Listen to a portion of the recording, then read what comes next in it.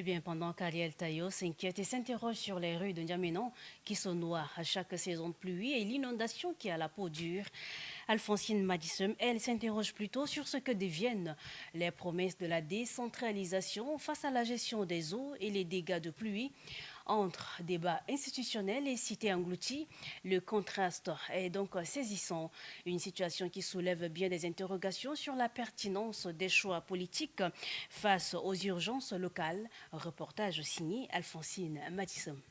N'Djamena, épicente politique et administrative du pays, se retrouve une nouvelle fois piégée par les eaux de pluie, tandis que les autorités réunissent élus, experts et partenaires pour jeter les bases d'une gouvernance décentralisée. Les quartiers périphériques, eux, sont sous les effets dévastateurs des pluies diluviennes. Cette coïncidence fait grincer des dents dans l'opinion publique. La première consultation nationale des collectivités autonomes se voulait une étape déterminante dans le chantier de refondation de l'État. Mais cette ambition, bien que louable, se heurte à la dure réalité d'un système incapable jusqu'ici de prévenir ou de gérer efficacement les catastrophes naturelles. Car décentraliser, c'est aussi anticiper, aménager, assainir et sécuriser. C'est doter des collectivités de moyens et de compétences pour répondre à ce genre de crise. Au lieu de réponses concrètes, la population constate une forme de paradoxe. Pendant que les inondations isolent les quartiers entiers, que les routes deviennent impraticables et les habitations s'effondrent, les discours officiels s'enchaînent dans le confort des salles climatisées. Cela donne à penser que les priorités sont mal orientées, voire déconnectées des réalités du terrain. Certains s'interrogent dès lors sur la pertinence d'allouer des ressources considérables à l'organisation d'un tel séminaire, quand les besoins élémentaires, voirie, canalisation, système de drainage urbain demeurent insatisfaits. À quoi bon parler de réforme si celle-ci ne se traduit pas par une amélioration tangible des conditions de vie des populations? Le thème du séminaire décentralisation à l'ère de la Ve République prend ici des allures de mise à l'épreuve. Peut-on encore parler de décentralisation si les autorités locales ne disposent ni de l'autonomie d'action, ni des moyens pour faire face à l'urgence? Ce décalage entre le discours et la réalité devront interpeller les participants. Plus qu'un simple cadre de concertation, cette assise devrait être une tribune pour repenser la gouvernance locale à l'aube des crises vécues. Face à l'ampleur des dégâts causés par des intempéries, les attentes sont claires. Il ne suffit plus de promettre une nouvelle ère administrative. Il faut traduire cette promesse en actions concrètes, visibles et durables. C'est à cette condition seulement que les populations croiront aux vertus de la décentralisation voulue par les autorités.